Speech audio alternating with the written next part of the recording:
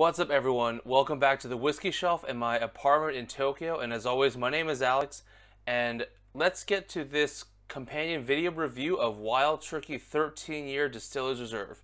Here's the bottle right here for you. So a little bit about this bottle. Wild Turkey 13-year Distiller's Reserve, which is 45.5% ABV and 13 years old, is a Japan-only release of one of the older Wild Turkey bourbons you can find. Apart from now the Russell's Reserve 13-year barrel-proof bourbon in the US, as well as those 17-year-old Master's Keep releases. But other than those things, this is some of the oldest stuff you can find. The even better part of this is that, at least in Japan, this is everywhere. If a store sells bourbon, there's a 90% chance, give or take, not exact, that they have this bottle. So if you're in Japan and you want older Wild Turkey, it's everywhere. And if you're going to come visit Japan at some point, you're going to be able to find it. And let me tell you more about whether or not it's worth to stockpile and take back to the US. Enjoy it while you're in Japan, take it back to the US, and share it with your friends, or even just drink it by yourself. Either way, it's cool. Anyways, let's get to this review. So one more time, let me show you the bottle. There you go, 13 years. Here's a little added bonus. Here's the back label. Got the Japanese there. And so without further ado, let's get to the whiskey. So I have this glass here. Poured this. Actually, it ended up being about 2 hours ago. I got busy. But poured it, swirled it, let it air out. Because in my opinion, letting whiskey air out 30 minutes to an hour beforehand really helps improve it. It gives it its best foot forward and gives it the best potential for it to be great. So let's get to it. Let's get to the smells first. Cheers.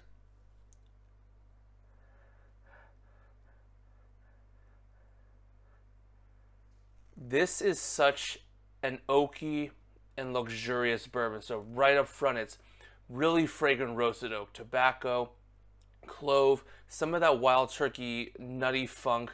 And then we get into the toasted caramel, the vanilla, orange. I'm going to keep smelling. Definitely getting a little bit more of that nutty funk, but a lot of dark richness, darker caramel, toasted vanilla, apple, orange. There's a lot of clove here. And I always say the best way to really tell what the different spices smell like, pre-COVID or after COVID, when I go to a Penzies, I open the containers, just smell them to get a sense of what they're like. This smells like sticking my nose in one of those ground clove containers, which is really interesting. Again, a lot of very fragrant, I'm going to start from the beginning, a lot of fragrant oak, clove, cinnamon, tobacco, then there's toasted caramel, toasted vanilla, dried oranges, apples, a little bit of licorice, and a little bit of fennel, but not so herbal in this case. But overall, really rich, really interesting, and really not much heat at the same time. I always lament that it's 45.5%, or anything below 50 is just too low.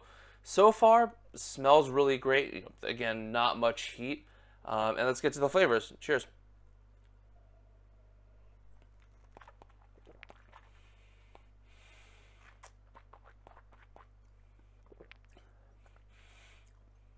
That is just a really rich, really flavorful, and also very mature bourbon. So again, up front, a lot of roasted oak, not super burnt, definitely more than moderate, into like a moderate strong range.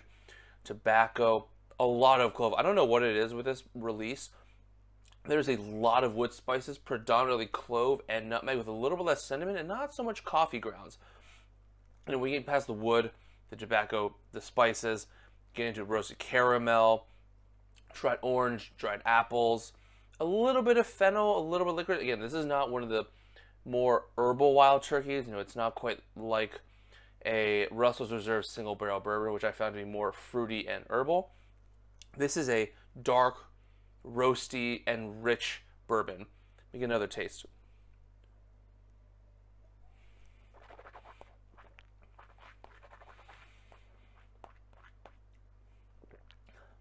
It's very similar this time around. Again, a lot of oak, tobacco, clove up front, then the roasted caramel, vanilla, apple, orange. Then a little bit more licorice and fennel. There's a hint more, say like a bubble gummy cloveness. That's kind of like that herbal quality. And again, there's just a clove here, clove there, clove everywhere.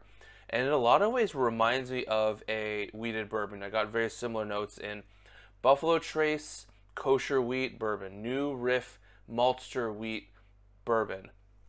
And so it's very interesting that this 13-year-old bourbon, for some reason, has a lot of those clovey traits of a wheated bourbon. Not good, not bad. Actually, probably it's more interesting, and something that I noticed.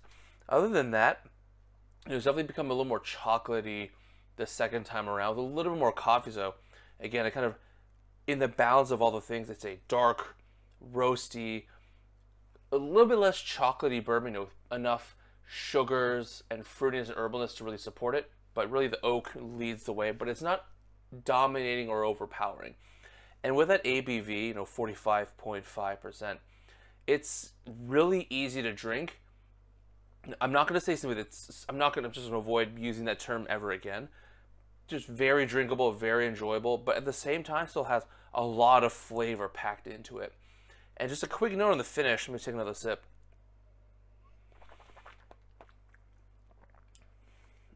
Just really great. The finish definitely is dark, like in the flavors, like dark, roasty, like oak, clove, chocolate, nutmeg.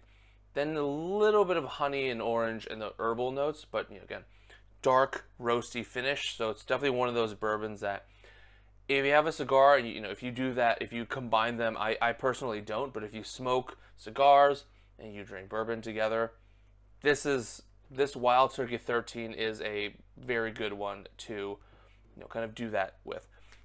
So to wrap this all up, I'm going to give Wild Turkey 13-year Distiller's Reserve one more view here. So I'm going to give this bourbon a top shelf rating, which is a great rating, 81 points. All I can really say is that this is such a decadent and rich and interesting bourbon, even though it's quote-unquote only 45.5% ABV. I often knock whiskeys for being too low. As much as I don't want to admit it, even at this ABV, it's awesome. Really just a testament to how well it was blended, crafted, however you want to word it. This is just great. This is one of many amazing Wild Turkey bourbons. I'm a big fan of Wild Turkey Rare Breed, Russell's Reserve Single Barrel. I'm going to talk about Wild Turkey 13 Father and Son in another video, so I won't go too far into that. But this is another awesome Wild Turkey release that definitely has earned a spot on my shelf. If you just look at the fill level, I've been enjoying this quite frequently. It's just something that I've been drawn to just to try over and over, because also it is just so approachable with that ABV. But to wrap this all up, Wild Turkey 13-year Distiller's Reserve is a top shelf bourbon for me, something I've been enjoying a lot. So when you are in Japan, grab a bottle, grab a couple bottles. There's so much of it, it's fine. Enjoy it while you're in Japan. Take 1, 2, however many you want back, and enjoy it. Share it with your friends. Share this awesome experience that I think many outside of Japan aren't going to be able to get, unless you get it from someone who brought it back. There are some retailers in Europe and in the US who have gotten their hands on it. Those are very expensive outlets. The easiest way is if you go to Japan, but there's other factors with that. Anyways, I digress. This is great bourbon, top shelf bourbon, and one I'm probably going to buy again because it's just worth having because it's so good. So with that said, I'm going to put this bottle down. Thank you so much for watching. If you like what you saw, don't forget to click subscribe below, and as well as the bell. You can also read the review, will be linked below, www.thewhiskeyshelf.com. The more specific link will be in the description below. Also will be linked to my Instagram, and if you're so inclined, please think about supporting me on my Patreon to really help go a long way to support me as I continue to explore Japan, buy more bottles, and just so I can create more content for you.